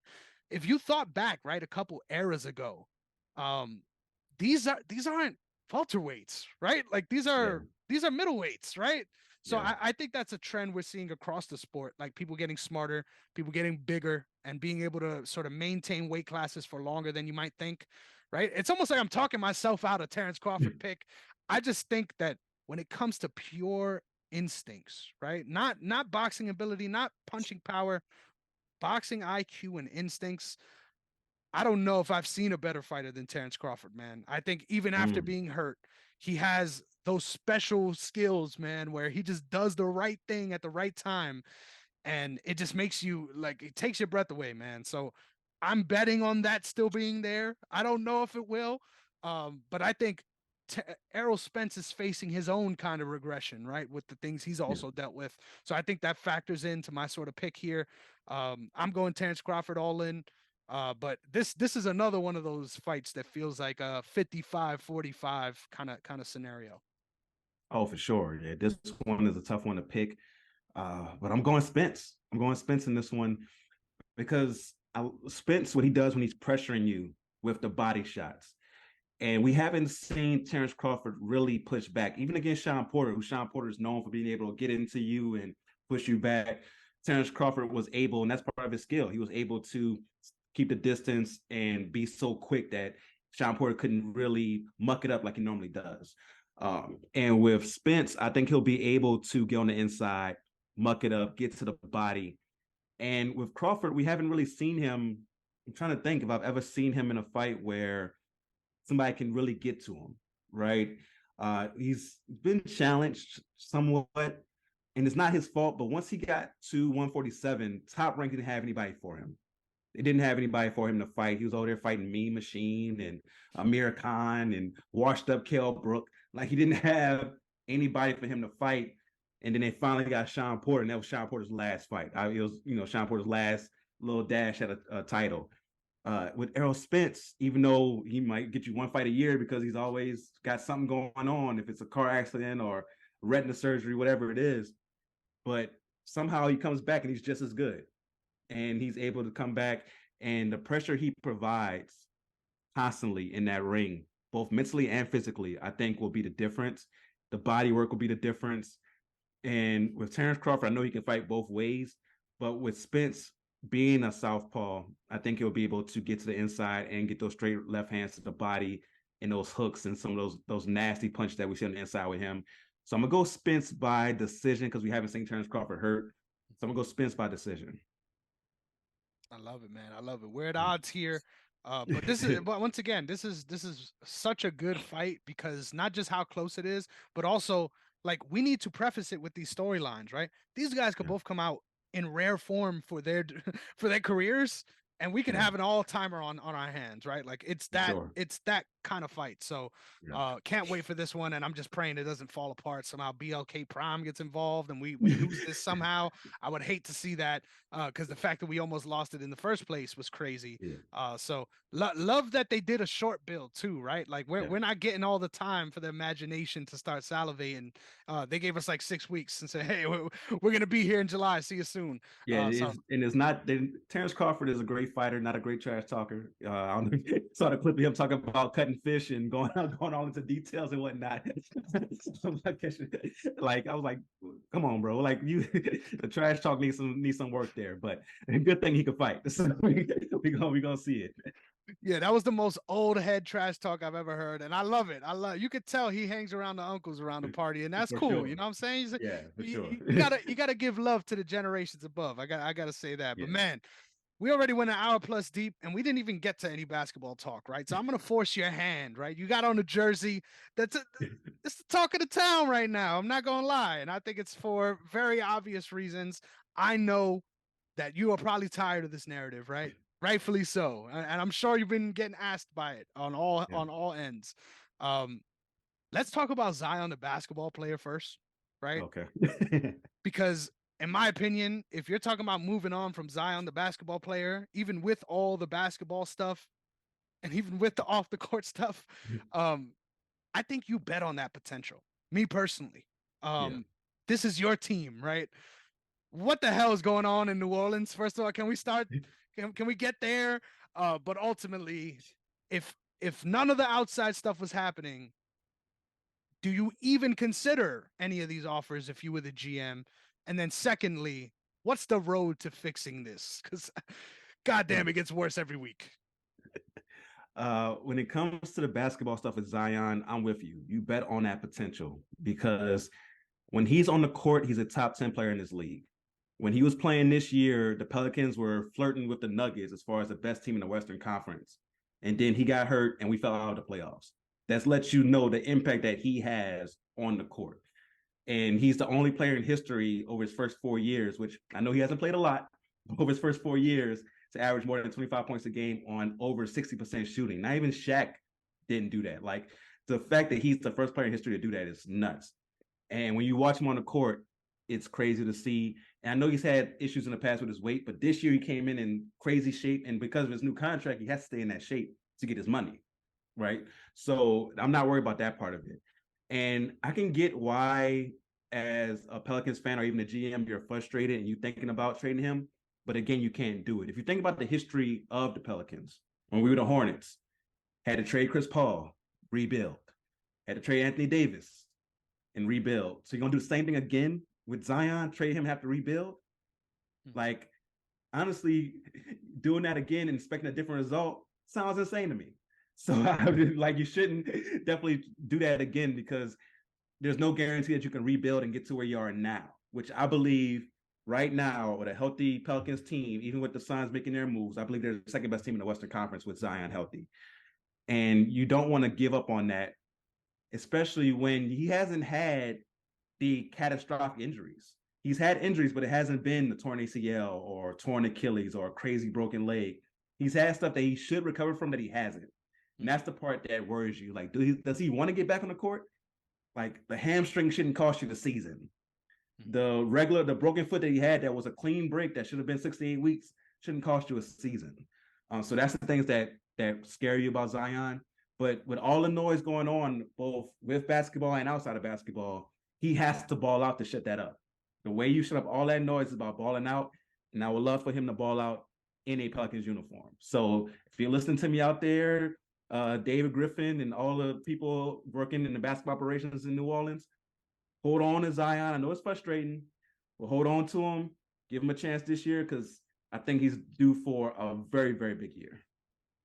I love it. I love it. And I agree. I think if you forgot already about how the regular season went during this year, look, watch back some of those games. I agree. I Oh think the man, potential for crazy. what you Yeah, guys have is up there, and I think it'll be foolish to trade him away, especially because of off the court stuff. yeah. But now we got to talk about it, right? It's the elephant in the room. We got to talk about it. But I'm gonna frame it this way, right? Because I'm not gonna make you fix this young man's life. Clearly, we cannot do that. The question Yeah. is, will you watch the tape? Nah, I'm good. I'm good. I'm good. I'm good on watching the tape. Hey, hey, that's all the answer we needed. All I got to say about this situation, man. Once again, I said it on my last show. I'll say it again. I've been someone. Shout out my girlfriend Yasmin. I love you, baby girl. Been together 5 years. My specialty is in person. I have no riz across the interwebs. All right, there's no DMs that have been lobbed that ever had any success. But if I did, if I was a young man with that kind of pull, I could only imagine the kind of dumb shit I'd be getting myself into. So Yeah, don't blame the man fully. At this point, though, it kind of feels like he's a glutton for punishment. I don't know how far this is gonna go. Uh, yeah, delete the apps, right? I'm sure you could speak to some AI woman and get these fantasies taken care of. Um, get on, like you said, get on the court and don't let this become the narrative, because this woman is not letting this die, right? There's a tweet yeah, every fucking 40 minutes, and it kind of freaks me out. Like, do you not have any shame? Like, do you not yeah, realize how you're coming off? yeah, Fucking insane. And the fact that she thinks her pressure is doing anything, right? It's yeah, tagging the organization and all this stuff. Fucking bizarre. I can't yeah, imagine um thinking you're gaining something from this, right? Fucking yeah. insane. That's the part where I don't get people's reactions. At first, I was like, okay, I could see where people are like, okay, Zion was wrong. He let her on, and obviously he had no plans of really making her it, right? He was obviously he was using her for her talents, that that she has, right? And as he's young, so when you're young, somebody didn't tell him like, yo, you just be real. Like, tell her like, hey, we're having fun, but this is what it is. Don't tell her you're gonna move her to New Orleans. Don't tell her all that stuff, because now you see what it is when a woman is scorned and how bad it can go. Right? Like, you're seeing that now. And for me, it's like, you know, to each his own. She's not my particular, cup of tea. I'm not into the obvious fake body type. That's not me. But that's him. That's a young guy's game. That's more around your age. Maybe you can tell me about that. But he's gonna learn. He's learned a lesson from this for sure. I'm pretty sure he's already learned it.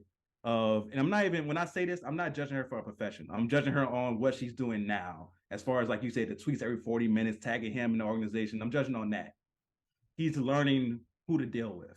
And even if he decides to continue dealing with women in that profession, he has to know what type of person they are outside of that. And obviously, she's not the right person Hmm. because for her to react this way and to continue, like I get the initial, maybe that first day, I Hmm. get that. But now we're what, a week and a half, and she's still going. It's like, come on, Hmm. come on. Obviously, you're more upset about the fact that you didn't get the bag. Yep. You didn't get pregnant or you didn't get the wedding ring. She That's was what you're trying to upset about. manifest the shit too. You saw those tweets, right? It might be me too. Like, God damn, like that, just so desperate. And, Yes. and and real quick, I just love your answer too. This was spoken like a man that got some good aunties back home. Shout out to the mamas in Damian Adams' life, because it's very clear you navigated that as respectfully as possible. But I will close the conversation by saying this.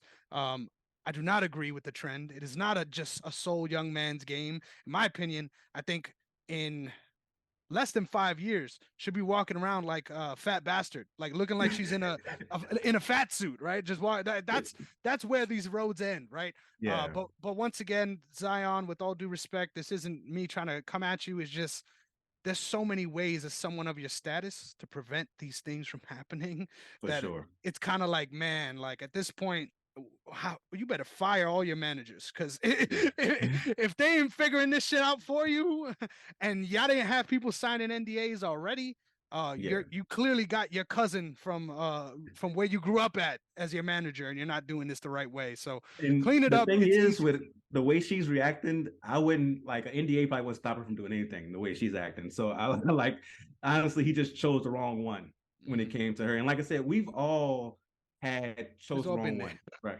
Yeah, we've all been there. And it just happened when we chose the wrong one, they didn't have a million followers on Twitter. That's the difference. He chose the wrong one and she has a million followers and she's still going nuts about it. So yeah, he's learning the lesson. Just wish the best to him and the mother of his kid For and them sure. going forward, raising their kid. And like you say, he gonna learn from that. And hopefully this makes him focus so much on basketball. Right. That's what the effect of this should be, like a just focus where it's tunnel vision on being great at basketball, because that's what's gonna shut everybody up. You go out there and you drop in 40 each and every night, nobody's gonna have anything to say. So that's what you gotta do. For sure, man. I think if New Orleans is in that top five seed conversation at any point, right? But Yeah. especially come All-Star break, we're not even talking about this. But I could also see a scenario where this is all we talk about for the next Oh yeah, if he gets hurt 8 months. again and he's Yeah, not playing, it's gonna be rough. So you gotta stay healthy and you gotta ball out. yes, sir. Whew, we got a lot off our chest. I think there's two small things I want to touch on, then we'll get out of here because I know I kept you Okay. real late. Now you good. Um, First one, this new Phoenix Suns team, right? Once again, shout out to you and everything you have going on. All your takes and the way you feel about this is already out there, so I'm not gonna triple double. What do you think of the move? We already know what you think.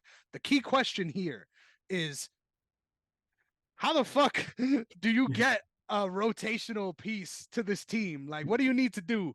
I posted on Instagram the other day. I'm like, this is gonna be the first team that averages 48 minutes for their starters, because there's no way you got anyone else on the bench.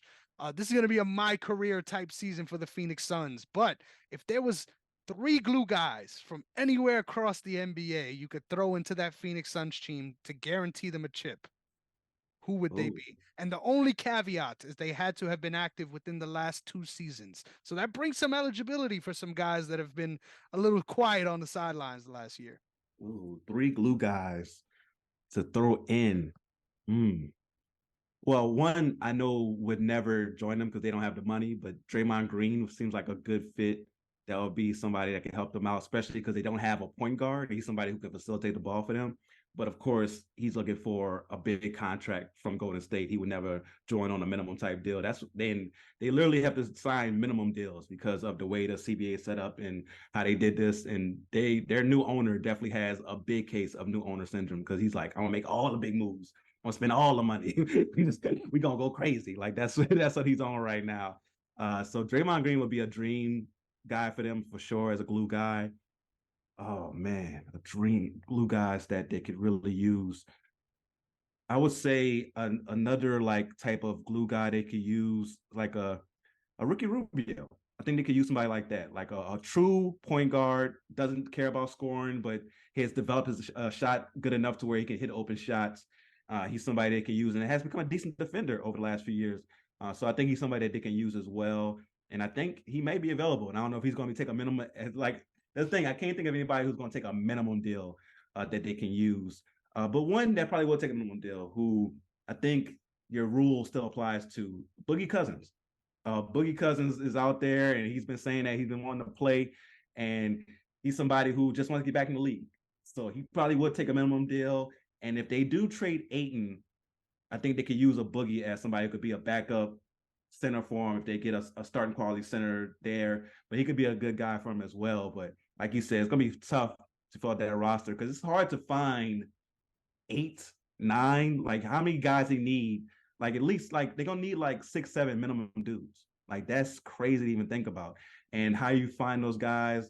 They're gonna end up signing dudes that we never heard of, dudes that's in China right now, like Jimmy Fredette over there warming up, like, yo, This the one. I still got it, yo. Like, hit me up. Like, they gonna get him signing dudes like that for sure. I love it, man. I love the names you came up with too, man, because I didn't even put two and two together with Draymond. That's a great shout. But like you said, Yeah, man, they'll have to do another sign and trade at this point, yeah. right? It's fucking crazy, man. I can't believe that we are here. But there's someone else that needs to be traded. And this before we go on to our final talk, this is the last thing I'm gonna Yeah. ask. But there's someone else that needs to be traded. Before I even mention, do you know who this is? Do you know who I'm referring to? Someone else who needs to be traded. Like, I know Chris Paul is going to get traded eventually or released. Is it Chris Mm, Paul? that's a good guess. I'm talking about Damian Lillard. I think Oh, okay. as a big fan, as someone that has seen my team scorned, right, by many of jump shots, and also someone that I'm, in my opinion, doesn't get the respect he deserves as a top 10 player in the league. I Yeah. still will stand by that, even though he's been on a shitty team for the past couple of years.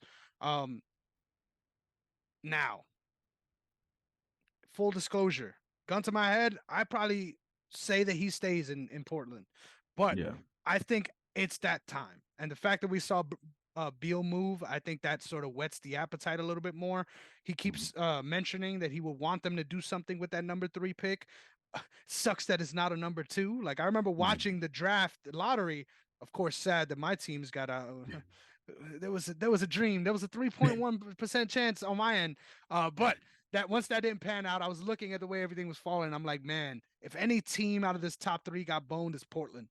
Because they fell right out of that spot that they needed to really make something happen. Because I assume the most coveted piece in this draft is Scoot and not that forward that they're most likely going to be drafting. Yeah, So Miller. yes, Miller. So with all that being said, is there a fit that you actually like for him, right? Someplace that you actually think could benefit from the exchange, or just in general, a place you could see him ending up before the end of the offseason? I would love to see him go to Miami. I would love to see him go to Miami. You have a big three of him, Jimmy, and Bam. And it would be like one of the first big threes where each person does something different. That's one of my problems with Phoenix, like you mentioned. I've talked about it ad nauseum now, but I feel like they all kind of do the same thing, even though it's obviously there's a hierarchy of who does it, but they all kind of do the same thing. With Bam, Jimmy, and Dame, you have all 3 levels of your big three there. And I feel like that would be a great fit. I feel like Heat culture would just like for him, he would just go right into it. Like it would be no problem. He'll be fine. That would be a good one.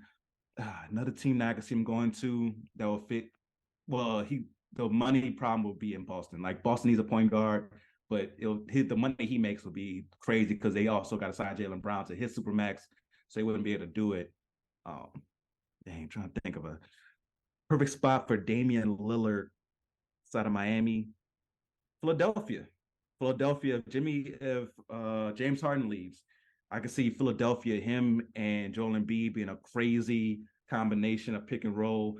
But they probably run into the same issues they did with James Harden, with him getting a little older now. So it probably had those same type of effects. But Damian Lillard, you trust more in the playoffs, Damian Lillard, than you do James Harden. And maybe that's the thing they need to get over that hump of finally getting past the second round is having a Damian Lillard. So I would love to see that if James Harden will be down for a sign and trade to Portland, which probably not because I don't think Portland has good strip clubs for James Harden to go to. But I don't think he'll be down for that trade. But those are the teams that really stand out: Miami, Philly, Boston, and the other teams I can name off aren't really contenders yet. Like a team that I love that I think is going to be like that team that makes a rise next year is Orlando. I don't see him going to Orlando, but I would love to see him go there and join Wagner, Franz Wagner there, and the rest of those players. But I don't see him making that move because they're just not quite there yet. So Miami is the main place where I would love to see him go. I love that you busted out the accent, right? Because we're about to get to the international man of mystery, the man that everyone has been talking about since the finals, and what he was able to do across this awesome playoff run. Yeah. This Denver Nuggets team, man. Listen, I am someone that was a part of the hype, right? I was there this year when everyone was like, "Hey, are we sure this guy should have gotten a MVP, let alone a Yeah. back-to-back MVP?" And for a second, I dipped my toe in the Jokic hate, but then I remember I was that guy. I'm like, hey, pump the brakes. I agree. Yeah. Joel Embiid deserved it this year, regardless of what happened in the playoffs. Joel Embiid deserved the MVP this year, but it's about time we put some respect on this Nuggets team, and I'm so glad that Yeah. they were able to break through the way that they did. How did you feel about the storyline of the playoffs this past year? Not just the Nuggets, but just the way everything played out. In my opinion, this was one of the more entertaining NBA playoffs I've lived to see. Yeah, we're starting to see what the NBA wanted. The NBA for years has been trying to set up to where you have true parity. And that's what you saw in these playoffs. Eight seed make it to the finals, a seven seed and the Lakers make it to the conference finals. The Warriors being right there as a six seed with a chance to make it to the conference finals. You saw true parity in the NBA this year. And these playoffs, like you said, were very entertaining, right? The fact that we had Miami beat Milwaukee in the first round, I'm still shocked by that. I'm still like, that really happened? Like they really beat Milwaukee in the first round? Because I ain't gonna lie to you, Milwaukee versus Denver in the finals would have been nuts. Like I think that would have been a crazy good finals. But the story of Miami making it there was pretty good. So overall, I feel like these playoffs were very, very entertaining. I would have to go back and look over playoffs, history to see if this was like the most shocking playoffs, but it definitely has to be up there as far as having an AC make it to the finals and a 7 seed make it to the conference finals. Even though the 7 seed got swept and the AC got beaten 5 games in the finals, it still was something to see as far as the playoffs as a whole for this year. So I'm with you. These playoffs were phenomenal. As far as Denver, love seeing it. They proved that they were the best team pretty much all year long, even with the Western Conference being crazy and you had New Orleans in there at the beginning and all these different teams. They stayed steady the whole time. And once they got to the playoffs, didn't play around, right? Jokic was like, Rudy Gobert, I got 47, brother. I'm about to eat you for lunch right now. and go ahead and you pass you in the first round. Second round, they just went ahead and killed it there as well with just spanking the Suns. A lot of people, when they bring up the Suns, like, oh, they got 2 games against the Nuggets, forgetting that they just got mollywopped in games 5 and 6 to end the series. You got them beating the Lakers in 4 games and then finish it off. So, as much parity as we had, the Nuggets showed themselves to be a team that could be dominant, not just this playoffs, but going forward as well.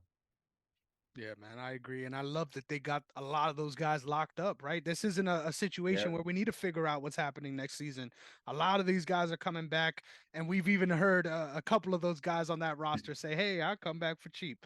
So, Yeah. really interested to see if they're able to keep up the same level, right? Like, Mm-hmm. I hated all the Jamal Murray, Bubble Murray talk beforehand, and this was something I was tweeting out too often during the playoffs. I'm like, man, put some respect on this dude because regardless Yeah. of if he's a consistent figure, right? We have a lot of these guys in the NBA, but if he's regardless of if he's consistent throughout 82 games, when it fucking matters, whether that be in the fourth quarter or playoff time, that man delivers in a way that's special, right? In a way that we Sure. can compare to Jimmy Butler, right? On the opposite Yeah. side of things.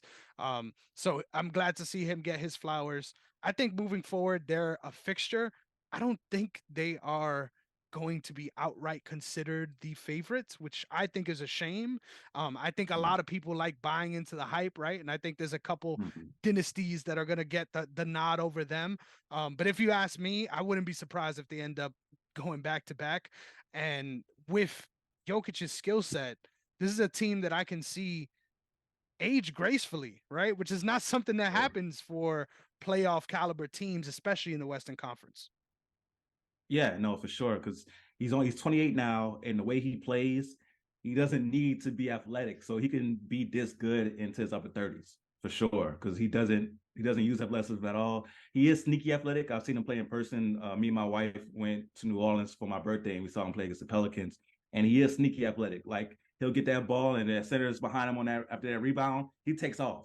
Like, and he like, oh, okay, I didn't know he had those kind of will. So he's sneaky athletic. Of course, he's not Giannis and all these guys, but he's sneaky athletic. But he doesn't jump off the ground. Super skillful. So I can see him being good for a very long time. You mentioned Aaron Gordon is, he does depend on athleticism a bit more, but he's only 27. Jamal Murray's 26. Michael Porter Jr. is like 24. So they have a team that's going to be very good for the next few years. This window should be open for them for the next 3-4 years at least. And then you can see him even trying to retool around Jokic as he gets older, because he can still be that good going forward. So I see them. I think they should be the favorites. I know that the betting, like the hype's going to be around Phoenix because they have this big three, but they should be the favorites in the Western Conference. We'll see what happens on the East side if people make changes, but right now, the way everything's set up, they should be the favorites. Man, I kept saying it all day. I'm gonna throw it out. I'm never gonna say I agree again on the show, but it just speaks to the kind of pro you are. Hey, I Yeah. promise. Shout out Mariah Mills. I ain't gonna turn this into a dick sucking competition, but I have to give the man his flowers because you are the Podstradamus. I heard your show where you were talking about this series, how it was gonna go, especially with the Aaron Gordon matchup. And I'm listening. I'm like, hey, this makes a lot of fucking sense. But then when I'm watching the games, was honestly blown away by how on point you are with that, but also being able to recognize those things. I could see a little bit of myself in that on the MMA side, never on the Yeah. basketball side. So kudos to you for being able to not only see that, but articulate it in a way that is transferable. Like you were 100% spot on your takes for that series, and it's important I give you the flowers, brother. Thank you so much, man. I truly appreciate that, because the thing is, being in this type of game that we are in, where we are doing podcasts, we're doing content, where we're doing takes, and people very rarely do they say, "Oh man, props to you for being right." As soon as you get something wrong, they jump on you about it. So I definitely appreciate that. And you're somebody who I go to for MMA, but you also, man, when it comes to football, I'm gonna have you on soon, man. We're gonna start doing our previews, so I'm definitely gonna have you on for our AFC North preview. So I'll be hitting you up for that. And you're somebody who definitely hits your stuff spot on as well, man. So I appreciate the love for sure. Yes, sir. So with that all being said, make sure that you check him out. He gave you your socials. I'm gonna have him close with that again. But Yeah. lastly, I think it's important that I mention this, right? Because I got you here. I think I got you on your toes this week, right? I didn't let you know what was happening. I told you a general gist, but you Yeah. fucking delivered, bro. And I think it really speaks to once again the bag. You're a regular at this house, right? You got your own mugs. You open the fridge whenever you want. Please. At this point, I never had anybody do it. I wouldn't be mad if you asked me to come on. So please, we love having you here, Damian. Tell them where you can find all your good stuff. Oh man, thank you again. I love coming on the podcast. Whenever you want me on, I'm ready to go. But you can find me on social media at the Real Deal WDA. That's the Real Deal, W as in whiskey, D as in Delta, A as in Alpha, on all social media platforms. So whichever one is your favorite, you'll find me on there. Just not Snapchat. I'm not on there. And after the Zion situation, I'm never gonna be on there. So you're not gonna find me on Snapchat. But every other social media platform you will find me on. My podcast is called The Real Deal with Damian Adams. You can find it on all podcast platforms. This past Sunday was Father's Day, so I did it with my pops, and we broke down our top 10 centers of all time. And it was very interesting hearing his perspective, being of a different generation than me, and seeing he brought up some names. I was like, oh, I didn't even think about that name having on the list. So I was like, he dropped some knowledge on me. So I was like, oh, this was a super dope episode having my dad on. And just it's always dope talking to your dad about sports. You've talked about that, talking with your dad about it. So we got on the episode and we talked about the Zion situation. We talked about Ja Morant's suspension. And it was also interesting hearing his perspective on that as well as a parent in that situation. So I think you guys should check that out and you'll enjoy that episode. So each and every week, man, I drop a new episode of that one. But follow me on social media. You'll get articles, you'll get videos, you'll get all the good stuff. So go ahead and check me out and get that good content in your life. Yes, sir. You heard the man. Make sure you're listening. Shout out Bob McAdoo, because that's the deep cut that Papa Adams gave to all of us, right? Because Yeah, I wasn't ready for that either. But yeah, man, the good stuff keeps rolling. Keep it up. Make sure that you follow the brand at OTS Media Co. on all social media platforms, as well as OTS Media on YouTube. I can kindly say there was points in this journey, right, where it hurts, it stings, right? You want to be at a certain place, right? And you're not seeing yeah, it. for sure. I cannot say that anymore. The amount of love and appreciation that we've been feeling from you guys have been honestly overwhelming, especially in a time where you could say we might have faltered, right? We were gone most of the NBA season, but it feels good to be back in the thick of things and to be getting that kind of love and respect, man. Honestly, it may not sound like a lot to a lot of you guys, but being consistently around 50 views on a YouTube video that I'm dropping of the full pod means a lot. So thank you guys so much. Make sure you continue that kind of support because we're going to keep bringing you this kind of content. Man, I had a fucking blast with you, Damian. Thank you so much. We can't wait to be back again. And the sideline guys, we're out, baby. Have a good one, you guys. Peace.